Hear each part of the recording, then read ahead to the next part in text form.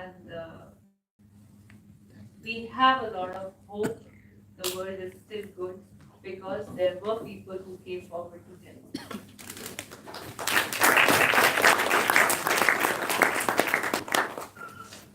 Now, Prabhat, if I may just turn to you. You've been an IPS officer. You started off your career as a journalist. Then you joined the services. Those were initial days when not many women, I would assume, joined the IPS. How was your experience in the initial phase when you joined the Indian police? I can understand IAS, IRS, but IPS was typically for us, it was like a male-dominated area. How was your experience? Thank you, Vivek. Thank you, Lucinda, for calling me. And Mapua, to answer your question. Incidentally, it was very, very, it was so inspirational to hear you be like.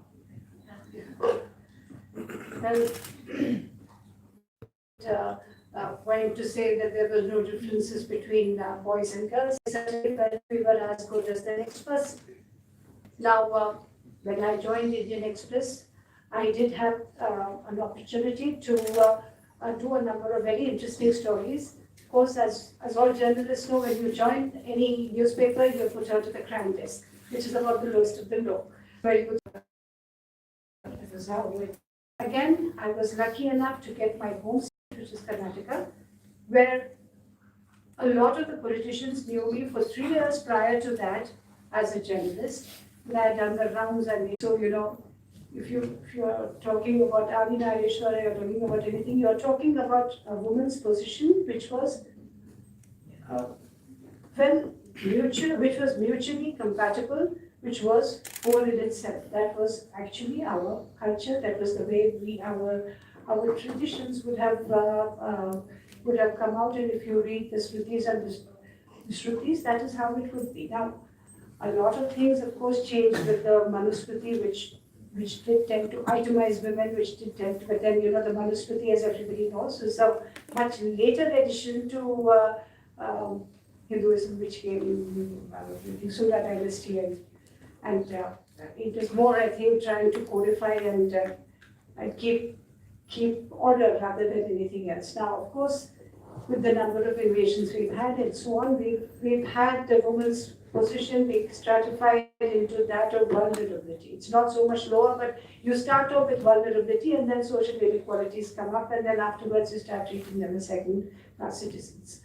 If not, when I say second-class citizens, I mean it very seriously, because in my career I've had to see a number of cases, Asha Devi is not here, but a number of similar cases like that. And the impression that comes out is one of, she was asking for it.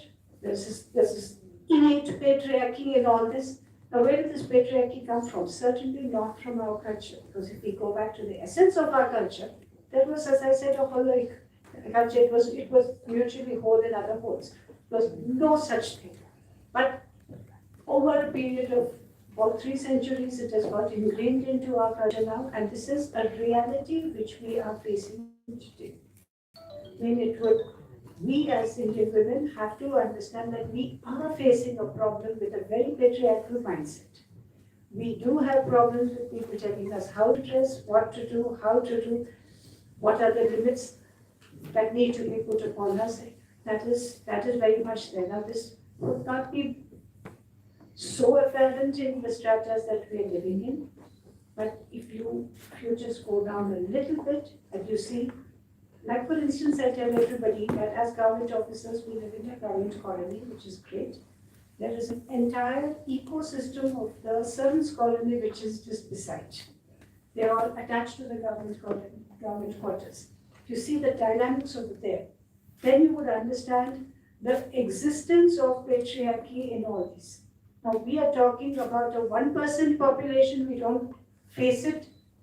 Even if we face it, it is very insidious. It's not directly, but otherwise, people are facing it on a daily basis. So, this is something that we have to see, and this is something that we have to fight. Now, when we talk about fighting, in my work in our foundation, we are working with a group of girls who have all been trafficked as child victims. Many of them were trafficked at the age of 5 and 6, and this is in Bengal. And it's so easy for people to come and say, "Unko ICT sikha do, unko ye sikha do, teach them skilling." What are you talking about? Do you understand the trauma that people have faced? Do you understand what they have been through? They don't have any nutrition. It's very hard to tell people to go to school when you don't have food. It's very hard to tell people to go and study when you don't have food. This is going on. And when we took these girls, we found that we could only get them to do some silai and to do kanta and so on because we couldn't train them for anything else. Now the great challenge was keeping them in a place which was safe because the same people who trafficked them tried to come back again. We saw what happened in Muzaffarpur. In Muzaffarpur, we've seen the case. We've seen what happens elsewhere also. Is that Deepa's case is most inspirational, but in a different way. Let me tell you about these girls. The day they started selling a few saris, the day they managed to get 15,000, 20,000 in their hand, economic independence has meant so much to them. The next time when one of the traffickers tried to come and talk to one of the girls and take them, the whole 42 of them came together and said, "Tumko to pair tod denge. You just come over here, we'll see." We saw this militant, this is not feminism or anything. We saw this absurd saying that हम औरतें हैं, हम लड़कियां हैं, you don't try acting like this to us. We are not going to accept it anymore. So, in effect, I think that we have to really talk about skilling women. We have to talk about when we talk about an Indian woman's mind, it's not very different. The first and foremost thing that we have to talk about, not ourselves, but other 90% below, we need to talk about how we are going to get them jobs, how we are going to make them independent, how we are going to say that they are going to be able to stand on their own feet and have their own personality. I remember in my state, when this 33% reservation for women came up, they all said, we're completely useless. They're going to just, vote on, and they're going to work on how their husbands get it. They're going to tell them how their fathers approve it. Okay? They did that for one session. The next session, they realized that they had their own powers. They said, "Kyun karenge?" And we saw the women leaders started emerging in their own rights. So, we need to look at this, we need to start empowering it. And I feel that if we start up as a society to try and empower as many people as we can. Education is one very, very big aspect which, I'm very horrified at the state of schools in India, where I think apart from us, we've had a privileged education, but we go around and we say education is, a person is literate if he or she can sign her name. They have no idea of preliminary mathematics, they have no idea of how to read, they have no idea of their rights. The government has so many yojanas which are great, which can actually bring about social restructuring. How do people have access to them? They cannot read it, they cannot read the bylaws, they cannot read the provisions. It's not made easy, it's not made user-friendly for the women. Provisions are there, the money is supposed to, for instance, the Nirbhaya Fund, which is not being utilized. This kind of thing goes on. So we, as journalists, I think, you have such a great responsibility if you can think of these stories, if you cannot write it in your own newspaper, because as ever, women's issues are not high priority. If you are given as a minister, if you are given women and child welfare, you're just not good enough to do something else, So this is the way people are treated. Now, for instance, I've been telling people about this issue of sanitary pads. When it came up, the government said we're going to give everybody sanitary pads and all that. I said, have you asked the women about it? Of course they hadn't. So when we went to the rural areas and asked women about sanitary pads, they said, "Didi, leke mat aana. Don't give it to us, we don't want it." There is no disposal, nothing. You take it and put it into the landfill. Cows are eating it. That is a breeding ground for dengue, for any kind of thing. The plastic shield is going to last for 10,000 years, as you know. It is clogging up drains. We don't see it in Delhi, but in smaller places. I have been to Chamba where I have seen this. When the villagers said, "देखिए इस तरह की brain clot हो रहा है." Who is the person facing the burden? The women are going to. And this is considered to be some kind of a burden that, it happens to women and, oh God, there's such a pain and everybody gets their periods, you have to do something about it. And nobody is looking at this. Then they talk about, so when I started talking and saying that, do you see the carbon footprint you're going to leave? You have 300 women wearing sanitary pads. Who is going to take the carbon footprint? What are you going to do about the incinerator directly? You don't think H2S and N2O are being released into the atmosphere? It's much worse than burning anything in Haryana for much worse than that. But we're doing it. So, are we trying to, we talk about things like Padman, which is one of those absolutely patriarchal movies. While you have this Padman who comes with wood, he takes wood pulp and does it. Is that ecologically friendly? What is it? When we are just doing this kind of thing, we don't ask the women. And even in the movie, it was glorifying the man. It was that's what I was going to. It was glorifying the man. What are you trying to say? He got wood pulp from Netherlands. He's packaging it and putting it. So please understand what the women face, and they say, हम जैसे कर रहे थे कपड़े के साथ उस better है आप लेके मत आना.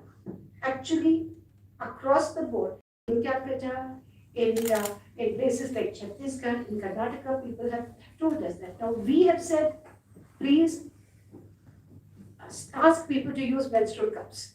The UN is saying use menstrual cups. It's going to be much easier for the environment. You won't have a limit. Now, no disposal, nothing. Now, our whole problem is, how do we get people to take a decision on putting this into the PHC? This is, there are so many great things happening. There are matters of earth-shaking importance happening. So naturally, you are not bothered about the menstrual problem of women, despite the fact that that is half of your population, and we are leaving a huge, carbon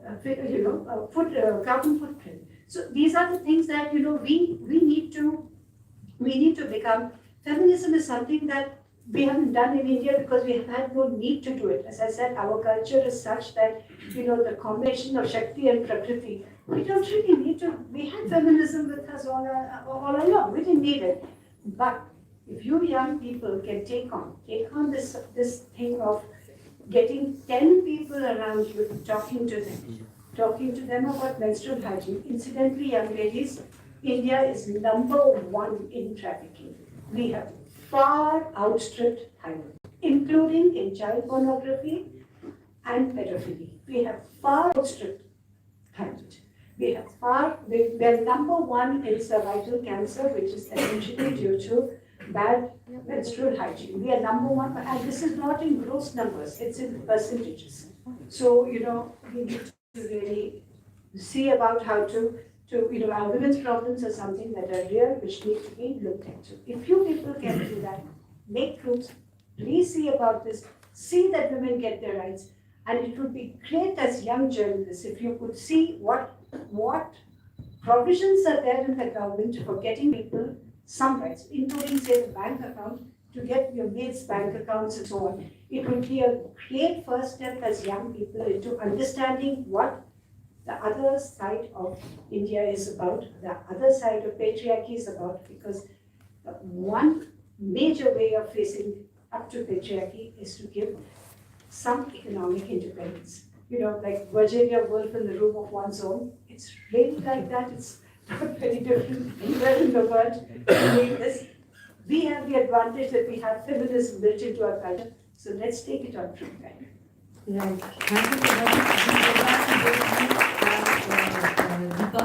Now, Dr. Nanda, of course, Prabhaji spoke about the patriarchal society that we're still living in. Now, my question to you is, we've seen Nirbhaya-like cases. When we witnessed the Nirbhaya incident, we thought things couldn't get worse. But, today we find rape cases are being reported in a dozen. Every day there are rape instances happening in the country. Now, as a society, where are we failing? What are we doing wrong? How do we handle this issue? it's something to do with probably advocacy, not just activism, right? How would you, what are your thoughts on this? Thank you, Mawar. And I thank the organizers. My congratulations to Vivek Sinha and to Narendra Yadav for news intervention. Wonderfully done. I especially like your logo. And two inspiring stories by 2012 and the Nirbhaya incident, the worst case scenario that we faced. However, I think we all owe a prayer for Asha ji, who is there in High Court. So I think we should also do that. We should pray that the judgment comes out well and it is supportive to her case. She's a mother struggling after the death of her daughter. I don't think it can be even, anything can be more painful. The mother, because Nirbhaya is gone, for a mother to fight that battle without any hope of any kind of, you can say, comfort, to be there at the forefront of this struggle, and she's inspiring all of us. So I think that's something that we owe here. So I feel that as a society, we definitely have done something good, because there are mothers like that. There are mothers who are at the forefront of fighting for daughters after they have lost theirs. So there is hope in that story. There is hope in this kind of story, that the kind of an Indian woman. I was extremely, amused. Body in terms of an objectification and a commodification, where you talk medals and the award, I think are the most awarded India able body or who won the silver. And I am not getting any bronze. I want to do everything when I prove when I'm under the body. Horrified. It's really shocking. That is That's where we're going wrong. So I think that is where we need to put it, that we are going to look at, we look at it. It has, especially should be looked at as an institution. We have never really looked at it very closely, because we've seen in the understanding of a very private space where you cannot enter. At the level of the family, and since I do a lot of work around declining child sex ratio and sex selective abortion, the first instance that you see, what Deepa, you've spoken about, one of the reasons why the amniocentesis and the chorionic villus biopsy and the ultrasound came in is to find out what is the congenital abnormality in the fetus. And guess what was the biggest congenital abnormality in India? Being female.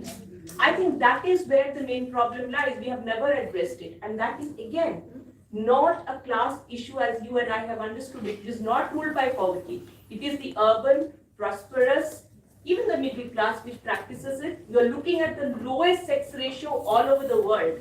You are looking at a child sex ratio of 19 girls for 1,000 boys. But ma'am, who creates this whole patriarchy platform? What we need to think here as women is it the women who do that? So mostly, so can I finish? Yes. I want to know that. Yes. So maybe I could answer hers and then we can go around. Yeah. So I think the basic understanding that emerges, and I was born in a family where we are 3 daughters. Like Prabhaji, I never faced problems within my family. But as somebody who doesn't have a brother, that question was asked to me outside. When you step out of your home, you're always asked, "Oh, bhai nahi hai?" So that's the first question that you get asked, and you learn. And the people who are not patriarchal teach you how to answer that question. So it could be a family member, it could be a mother, it could be a father, it could be anyone within your family. Again, coming back to patriarchy, and I wouldn't really like to see it as women versus women, because that is again a very cliched understanding of patriarchy. The understanding of patriarchy is that both men and women are equally bearers of patriarchy.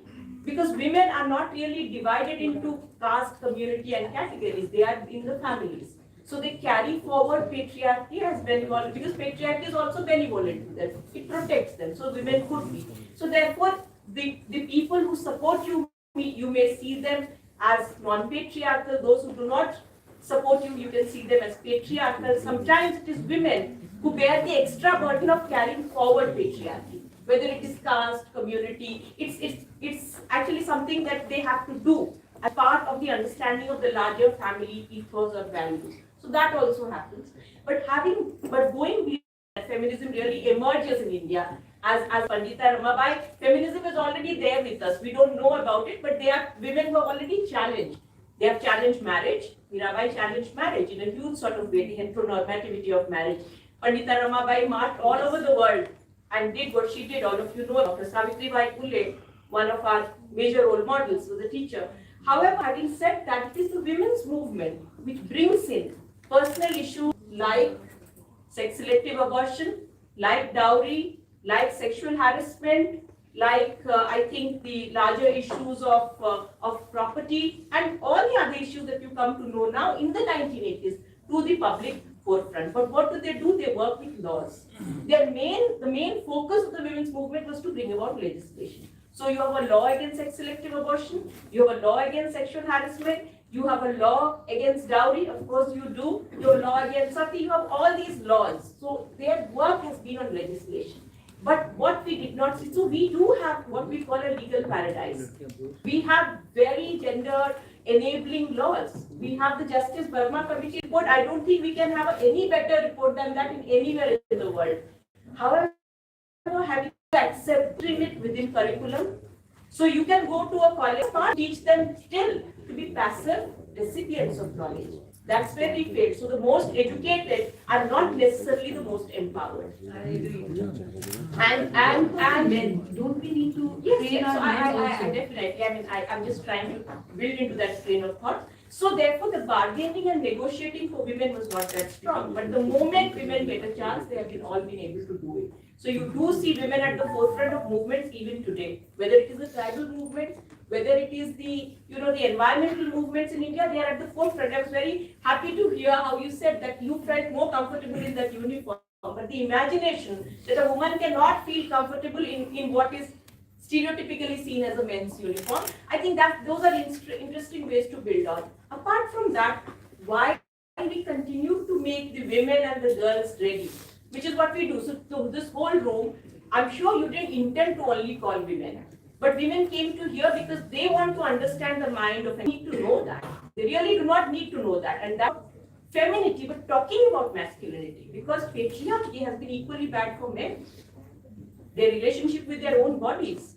They cannot cry, they cannot they cannot be sensitive, they cannot be empathetic, they only have to be protective role model, they only have to, play the main the main protector or the character. There have been problems, but we have not licked that up. For example, when we discuss child sex, we only discuss about the girls, but boys are equally harmed by that. Are we ready to allow men to come out in their own? And at a time like this, when we talk about the mind of an Indian woman, I don't think there is any of you will disagree with me that there is a diversity of Indian women, and that intersectionality has to do with age, it has to do with gender. There are multiple genders, and you may identify as a woman or you may identify as a trans woman. There is that fluidity also, so we also have to recognize that. We also, I think, working with the society is that somewhere we cannot separate the society from the bureaucratic kind of a mindset that exists. So sometimes we'll ask the government to act, feeling that the government is somewhere out there, but they are the same people who are part of the society. So how do you work with that? Education is a good way, definitely, but somebody has to work with curriculum. Definitely media is one of the better ways, but how would you do it as long as, and Vivek put it, and his anguish I could see, that how do you work with the media, especially when it is based on the market? How is going to work with the market? How are you going to be able to? So therefore, the need to look at a certain kind of a support from like-minded capitalists, I'm sure there are. Gandhi did try that. He tried that support, that let it come from like-minded, capitalists. Can they be supportive of that? You have Nadella giving a statement today. And in the West, many capitalists who are sensitive have come together on different issues. So how do you bring them together? How can they support better media, more sensitive media? Kalpana Sharma's article on violence and the media then reporting on rape cases. What is the extent to which a media reporter goes, how the stuff, then actually the true problem or the acute problem of the victim. Those are issues. But talking about peace, talking about cricket, for instance. Even today, we celebrate men's cricket, women's cricket. I mean, how many of us know the cricketers' names? Even today, the focus really is on the men. Would you like to comment on that? You've achieved an amazing height. But, in spite of that, of course, now we do see few ladies coming up, we've seen PV Sindhu, we've seen, Sania Nehwal and all. But in spite of that, the focus still probably is on men. Yeah, very rightly said. Being a sportswoman myself, I think I will immediately relate to the two aspects in the society. One, well, a cliched role of a woman, like खेलती है, खेलना क्या है मतलब, so खेलना लड़कों जैसा काम है. Yeah, so घर का काम सिखा दो या पढ़ा दो. आजकल थोड़ा सा it has changed कि पढ़ा दो, डॉक्टर बना दो, इंजीनियर बना दो. So that is accepted. Why? And let me tell you why. Because I am mother of two daughters in today's age. It has become so expensive that every man is looking for a working. It is out of need. It is not. It is that when two people are working, because everything has become expensive. Medical has become, education has become expensive. Everybody is, thanks to social media, wants to wear the latest trends, the fashions. They want to eat out and put Facebook profile. So there's a lot of social media burn that comes, and everybody is wanting to have. So to a woman is accepted. If she's playing football, she has to wear shorts, or if she's playing tennis, she has to wear tennis skirts, and then she has to go at all times if she's educated. 8 to 2, then obviously early morning or the late wee hours of the day, she has to go out and practice. Then comes the safety issue. Now, safety issue, I'm a very evolved mother. I refuse to be anybody's stereotype. I have never followed the norms. I have been a rebel. That is how people describe me in the family also. And I was somebody at 40 who got up and said, I want to play, so I moved to Delhi. I closed down my business. A full-fledged catering business, and I took the plunge.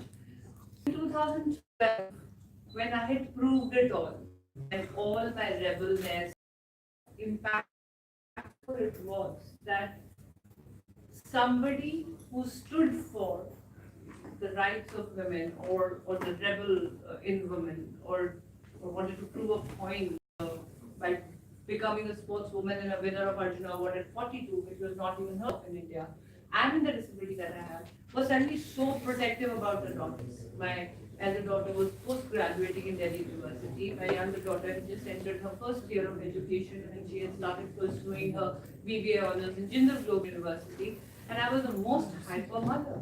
I had lost it entirely. I had gone mad chasing them on the phone. I was like, have you left from the university? Have you taken the metro? Have you reached this Rajiv Chowk? Have you moved to the other metro? Are you walking down, or are you taking a scooter? If you're taking a scooter, which one are you taking? Have you give me the number? Give me the number. Don't take that. Mama, can I go in the evening? No. We get the school shuttle comes to the Jahangir metro station. No, you can't go. So even an evolved mother in me got scared. So I think safety. When we're talking about safety, Prabhaji, if I may come back to you, there is this growing trust deficit between the police and the people. What is the reason? I mean, we look up to the police to give us protection, but at the same time, the trust deficit is something we need to address, and safety, of course. So, what would you say on this? First of all, I'd come back to what I said, that we are the number one in trafficking and pedophilia and so on. We are also the number one viewers of child pornography. And it's very shocking that, in terms of statistics, India is not covered in growth. And the violence that is now being perpetrated against women, of course, rape was always there, but there has been a spike. And that is something that we really need to be aware of. Now, I am not holding a brief for police people over here, but I want to just bring the ground data out. India has perhaps the lowest police to people ratio in the world. Lowest. Now, you have 100 problems that are there in a growing country. I have myself faced it. As an SP, you come, you have one major accident, 2 murders, something else. The rape is going to be the number 5th or 5th. Because there are simply no human beings.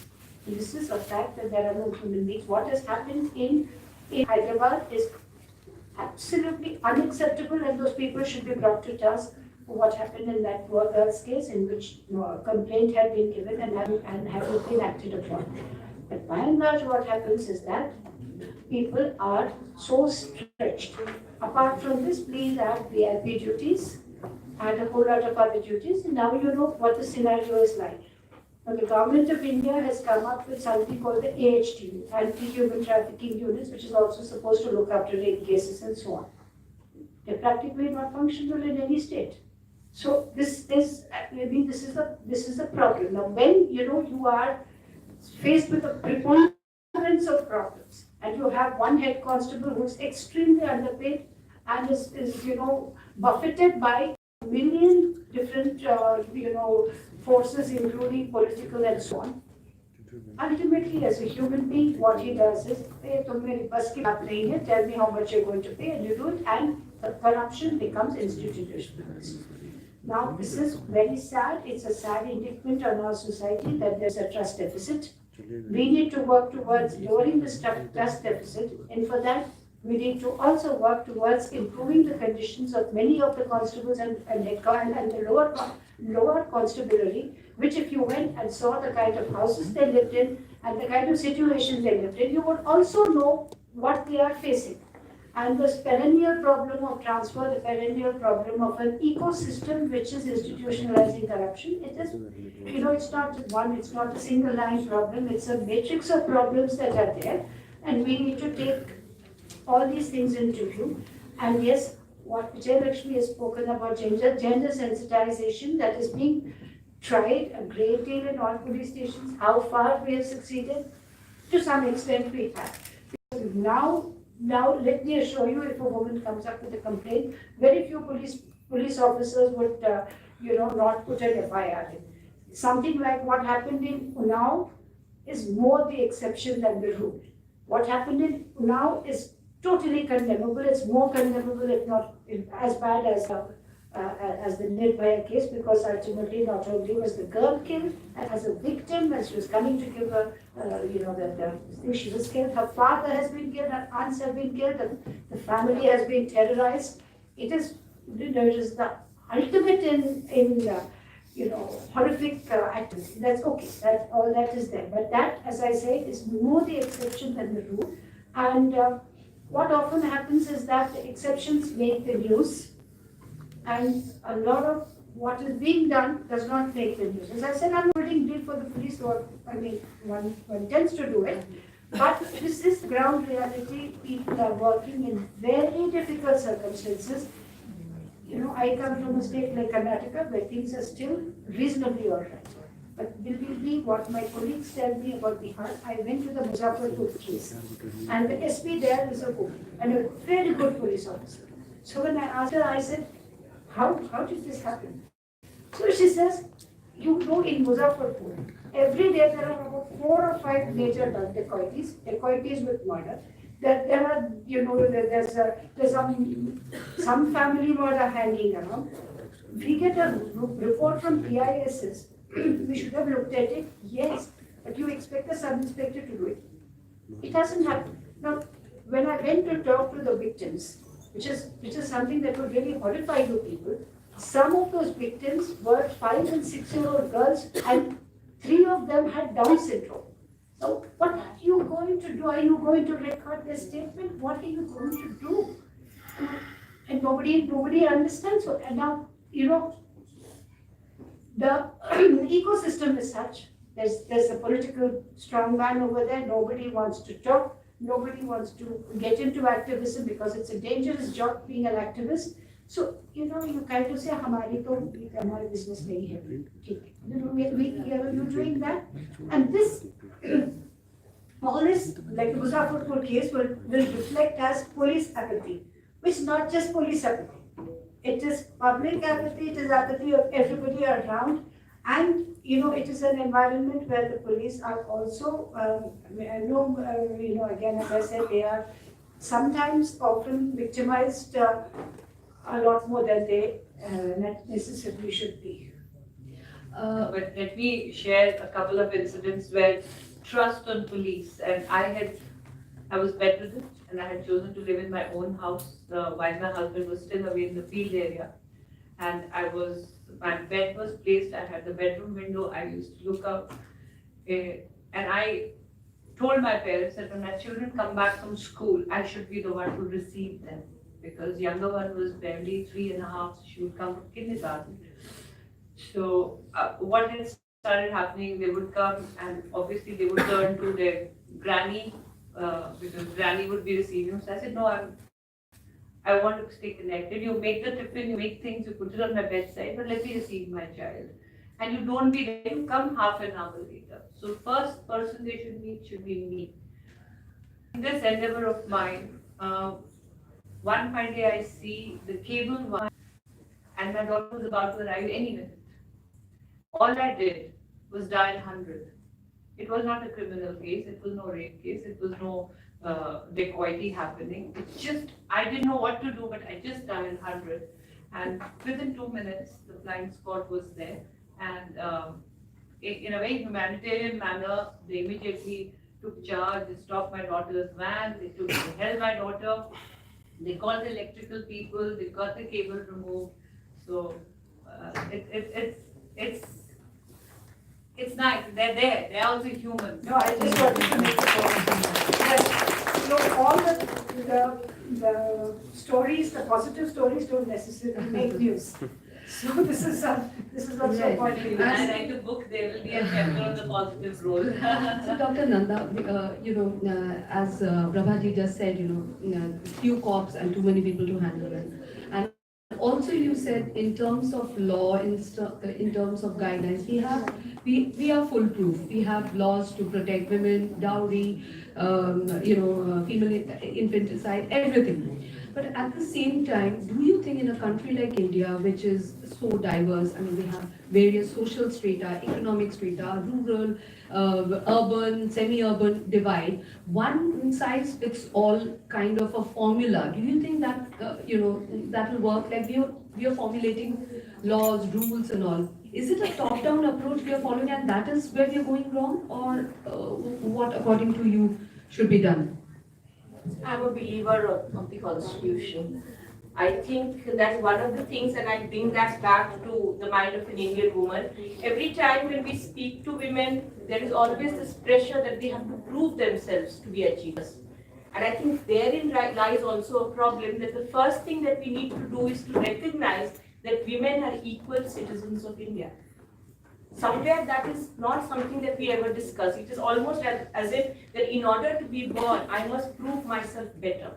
In some ways, women always have to prove themselves better than the rest. So the idea of women as equal citizens, especially in a country like India, where we actually had equality built into the constitution. Whereas in other parts of the world, they have to fight even to get the right to vote. For a long, long time, even in the best of places of the world, they had to fight.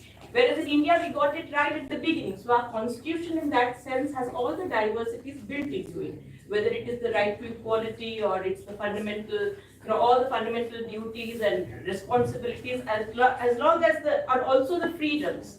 They're all there, they're a part of it. And they do have the idea of diversity built. It's an inbuilt understanding of the laws. So the law there works on the principle of equality before law and equal protection of law.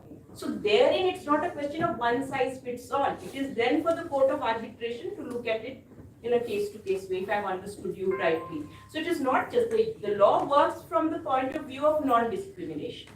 That it should not discriminate on the basis of class, caste, color, creed, gender. So non-discrimination. No, what I meant is when we say that women should be given, freedom of choice, freedom of what she should wear. You know, like, do you think it's a little urban centric? Like it's just for probably Delhi, Mumbai, Calcutta, the bigger cities, you know? If you're going maybe, like you said, to Muzaffarnagar, you know, to just say that, do you think we need to take the stakeholders, you know, the Well, panchayats? I agree with Prabhaji that a consultation at the local level is very important. We have the largest number of women in the Panchayati Raj. I mean, have we ever even heard their voices? Do you know who they are? We keep harping on the women's reservation bill. But the fact is a large number of women are already in the grassroots politics of India.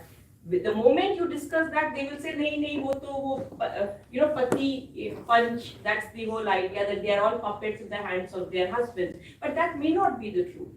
There are a lot of women in the Panchayati Raj system who have moved forward, who have made an extremely significant difference to their communities. And we have not followed up on those stories. We don't report on that. Some of you do. And I've also read, I know Amrita Pandit in Times of India has done a number of stories around women representatives. So those are also the stories to be told. So therefore, bringing in consultations at a local level, listening to voices like Deepa, for example, if I decide to have a disability-friendly, policy within the college, I should bring in people who are part of that process, who understand what accessibility is. I cannot do it, although I agree that we are all temporarily abled. At some point, we are going to be disabled, and we should realize that. Having said that, I think it's important that you bring in that particular perspective of consultations at the local level. All of us at every level. So now if I do not hear the youth sitting in this room as to what a journalism system should look for them, they will go back. So sometimes it may not be gender discrimination. It could be age discrimination. It could be vulnerability about language. Like if you do not know enough English, how to fit into that, newsroom. It could also be the kind of masculinist language that is used in the newsroom, or it is used amongst you. A lot of young women from my college who went to study journalism and went to join very good newspapers actually left all of it because they could not deal with the kind of language that was used in the rooms. They could not deal with the kind of treatment that was meted out to them, and it was not so much about sexual harassment. It was about being seen as a lesser being. And also the fact that क्यों नहीं सुन सकते हो ऐसे बात तो हम करते हैं. We use all kinds of masculinist kind of language around us. I'm not going to use those terms, but derogatory terms, and either you learn it or you leave. So that sensitivity, it's not there. And I still think the most important point, the universal value would be empathy. A lot of countries which are doing very well, whether it is New Zealand, where you have you have this voice of empathy coming out. I think that's something we haven't discussed, considering India was the place where it all began. Take a look at Gandhi. I think that's something that we need to look at. Audience. So now, so we'll open it for questions. It's an interesting, topic, as you see. I mean, it can go on and on, but we do need to finish it also on time. So please feel free to ask your questions.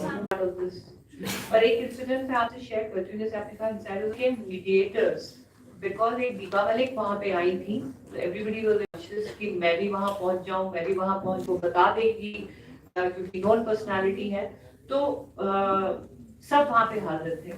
तो जब social welfare officer ने policies के बारे में बताना शुरू किया कि ऐसे ऐसे जिनको डिसेबिलिटी होती है, हमारी सरकार की तरफ से उनके लिए पेंशन होती है, ये होती है, कार्ड बनता है, तो कार्ड कहाँ से बनता है, तो हमने सोशल वेलफेयर ऑफिसर को बोला. फिर रेड क्रॉस वाले ने बताया कि ऐसे ऐसे डिस्ट्रिक्ट ऑफिसर है. तो one woman, she was 63-year-old, severe arthritic, could not stand up straight. She was using 2 बांस के डंडे लेके वो खड़ी हो रही थी. लेकिन the moment she was touched by this awareness and information, she stood up, and she stood up in aggression, and she started shouting, क्यों तुमने तो ना बताई, ये छोरी ना आती तो मन तो पता भी ना चलता है, क्यों नहीं बताई.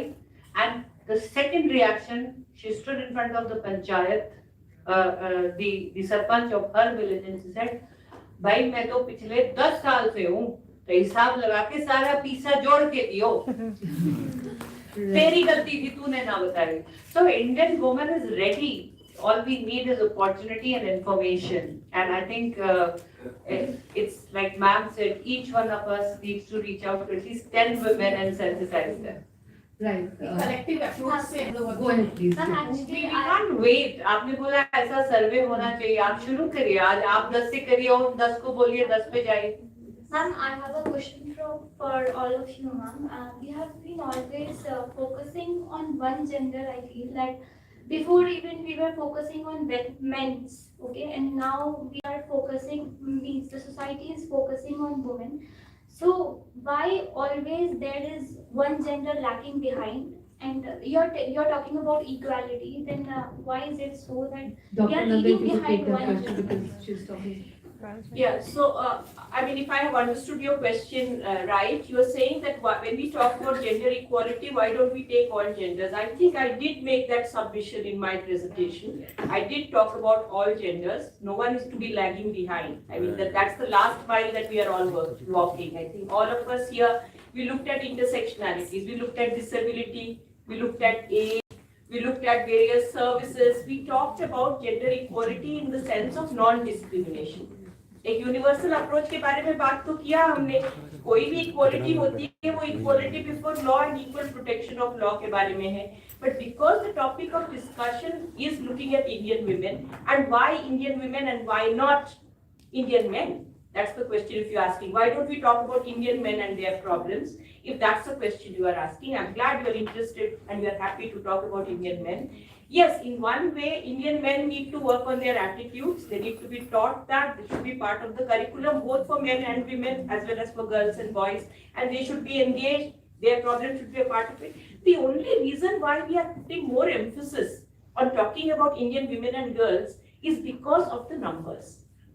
अब scoreboard देखते हो तो सचिन तेंदुलकर के आपको batting, you look at that score. So in that sense, you're looking at the lowest sex ratio. Who do you see as being discriminated here? Girls.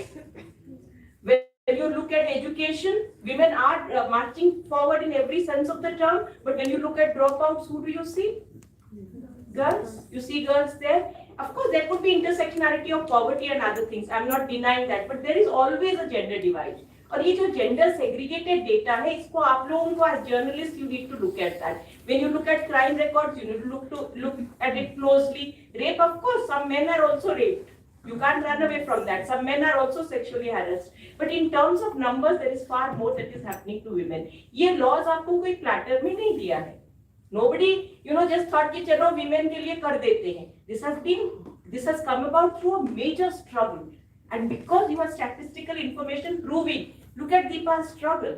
It was such a long struggle for her to reach disability rights को अभी recognize करने में hers is a major struggle. So you have such people who have struggled for it. If there is going to be greater violence against men, then it is definitely going to be reflected in the laws. So we should not get so worried about equality in a more of a in a kind of a quantitative terms in the way you are seeing it, but see it from the kind of discrimination that takes place and marginalization. इसलिए intersectionality बहुत important है. Class, caste, gender, disability, age, region, आपको सारी चीजों को देख के non discrimination को देखना पड़ेगा. Yes. That's my subject. Staying on the same topic of equality, there's one thing called equality before law. But when it comes to equality in terms of opportunity to participate both in the personal sphere as well as the social sphere, don't you think we need to problematize this concept of equality? Because what I feel is that the equality is always the standard point of reference is what men are able to do. And especially in families, especially Yeah. at homes. So there's never a fight, like you'll never see men fighting for, doing things what women are doing. Whereas you have women fighting for their right to education, their right to employment, And secondly, another thing is that the freedom to expression of women, respecting that right. Even I think that needs to be problematized because most of the times you will see this expression is only to, this expression is only a reflection of the voices of patriarchy. For example, you can see in cases of like Sabrimala and Triple Talaq, where you have women, coming out, That's an interesting point. protest of the. If we could just harp on the Sabrimala issue, it's such I'll a. just do it very quickly because I think the others also need to Yeah. speak. So when we talked about equality, my point there was that I did make a mention that it is not about an utilitarian approach where men and women have to be equal or women have to be achievers. But we were talking about discrimination and laws. So therein you look at the equality before law. Yes, definitely. There's equality of opportunities, there's equality of welfare, there's equality of resources, there's equality of outcome. You need to look at all of that. And in that, equality to property. Where is our right to property when there is a law? Women have not got the right. So instead of saying, that is a right that you say no to dowry and say yes to property, that could be one. There could be other assets that you could look at. Definitely that's an approach that you need to look at. Equality is definitely problematized, and the problematization here is within the word intersectionality.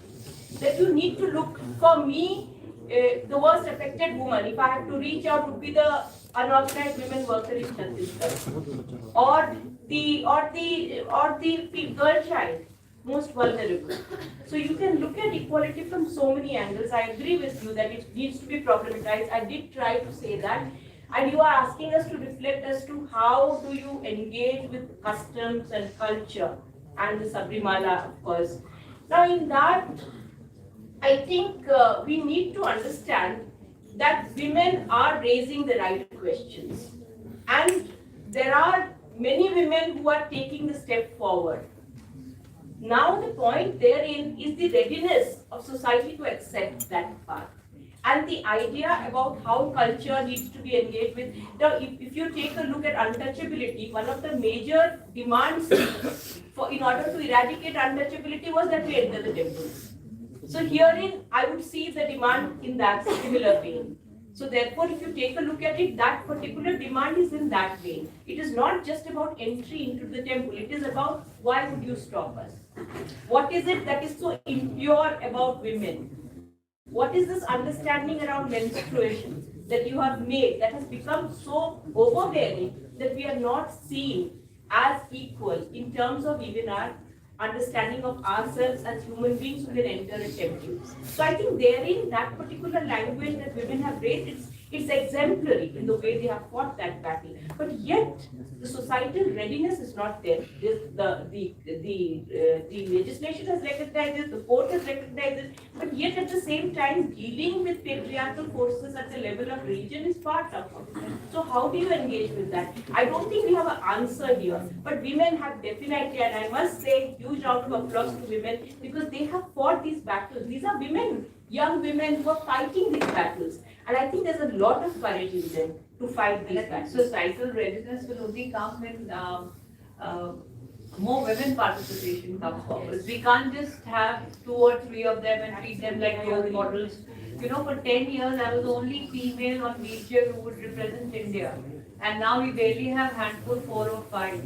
And it's not that women are not there on wheelchair and so what we need to do is we also need to support each other, become each other's voices, and also become a participant and not just a spectator or somebody who sits and listens. And you have to, so if you want to see change, then you have to come out, vote, choose women leaders. You yourself have to take the onus in your hands. I think that is also going to take a lot. Okay, now we have a man speaking for a change.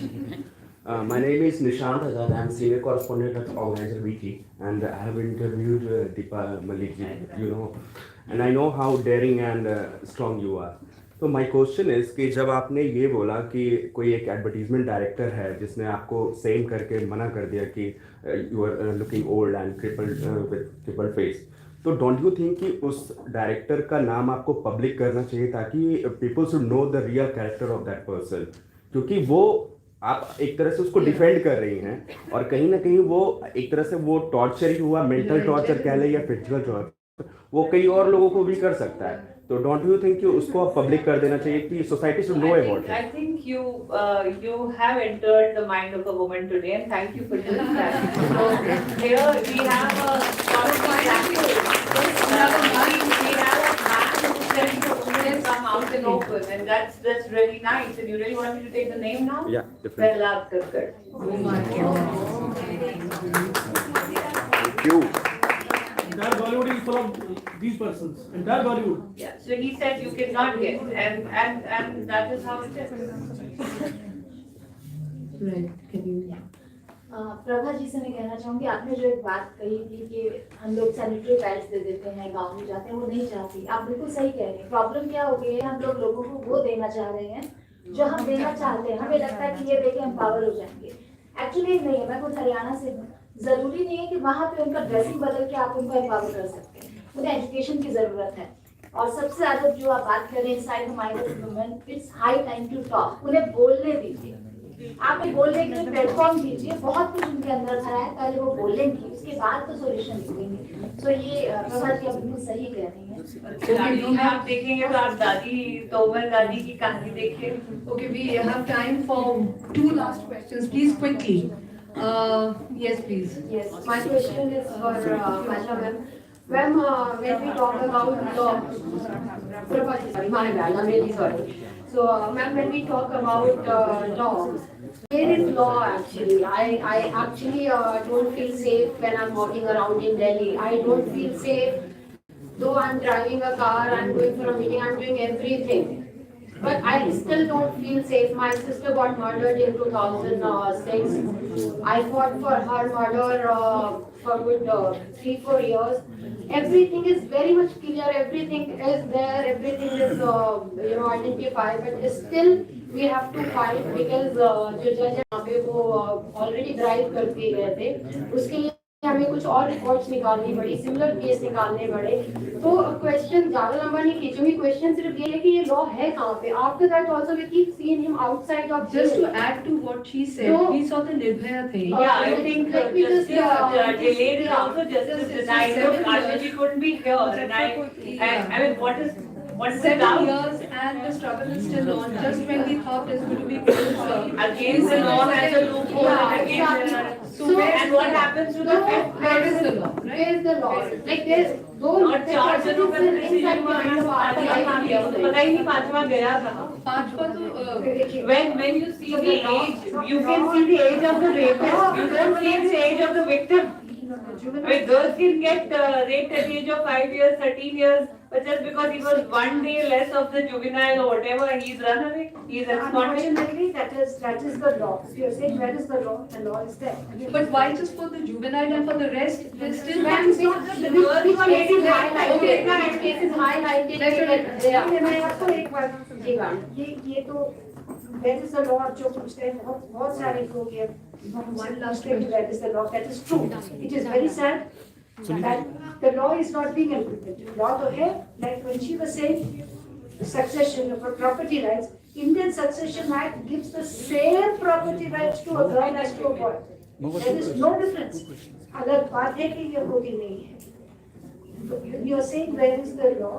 Yes, we have to fight it out. We have to fight it out like we have to fight out Sabrimala. Menstruation is not a dirty word. Whatever I mean, this is not so ridiculous.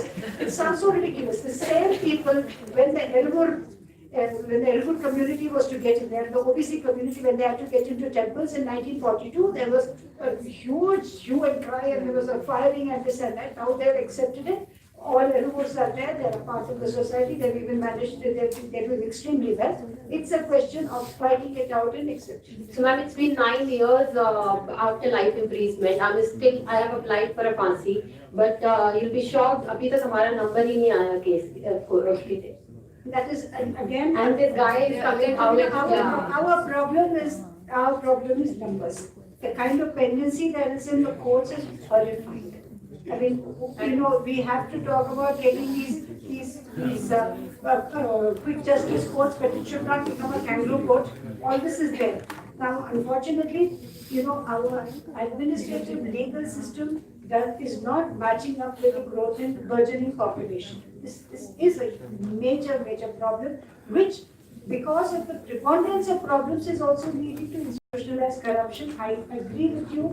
If I had a daughter, I would feel extremely nervous if she was moving around here. Extremely nervous. But do you think this is also leading to cases like the Hyderabad encounter that we Of saw? course, that and the kind of, as I said, India is for a country which watches the #1 porn. Child porn and otherwise, we are the #1 porn watching country. I mean, this is something that is there now. When we are coming to this, I hope that this group can take. Ma'am, is this data derived out of the number of people or the percentage of the population? It's on the Because we are largely populated country, maybe No, if you it's not talking about the largest number percentage, and this is the number of hits. And incidentally, in many countries, there's a simple algorithm by which as soon as child pornography comes, it gets off the net.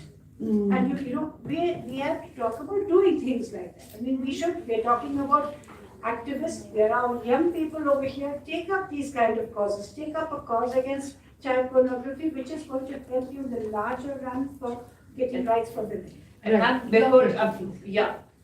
Can I say something on the lines that ma'am said, maybe the God is a bachelor and doesn't like women, but I have found sports being a very empowering tool for me to change the mindsets in the deepest rural areas of Haryana.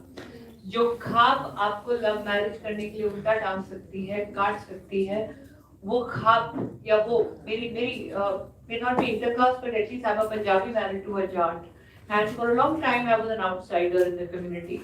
But the power of sports and winning medals and the love for sports, I was invited by the Khab, I was welcomed by Khab, and I was gifted again. मुझे एक गदा दिया गया और गदा हमेशा पौरुष बल का एक सिंबल माना जाता है. वो पूरे हरियाणा में हिंद केसरी या वेट लिफ्टर्स को दिया जाता है, और गदा एक ब्रह्मचारी भगवान का अस्त्र है जो कि हनुमान जी है. लेकिन जब उन्होंने मुझे वो गदा दिया और गदा लेके जब पगड़ी बांधी तो उन्होंने कहा आपको जिंदगी के अखाड़े में बल दिखाने के लिए दिया जाता है. तो I think sports can really change mindset.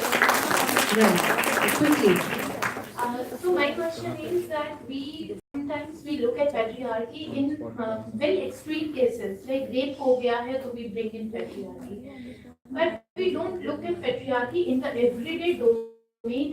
Simple observations that it struck me. I don't know how many other people it struck. Somebody said every person. जो सोसाइटी है हिंदी उसको मूवीज जो भी वो भी उतना ही दोषी है. और मैं समझता हूँ कि शायद फीमेल बॉडी को कमर्शियलाइजेशन के कारण से जो दुख भोगने पड़े हैं, डॉबरी उसका एक फैक्टर है उसका. तो मेरा ये कहना है कि जब हम इन चीजों का विश्लेषण करते हैं तो हमको टोटलिटी के साथ काम करना चाहिए. सामान्य में क्या होता है, जो कंक्लूजन निकल के आता है इन सब चर्चाओं का. So your question, sir. Question मेरा नहीं है, मेरा जस्ट सजेशन कि आप उनको Okay, one last question. we can carry out during tea. Prabhaji wants one last question. अच्छा ठीक है. Very quick. Perfect for Prabhaji. Ma'am, I want to ask कि whenever we are talking about the women empowerment and women, so basically what the problem is facing day to day life is a woman is Must. And now You are only the Pralan Kakkad will be printed down. So, sensation now.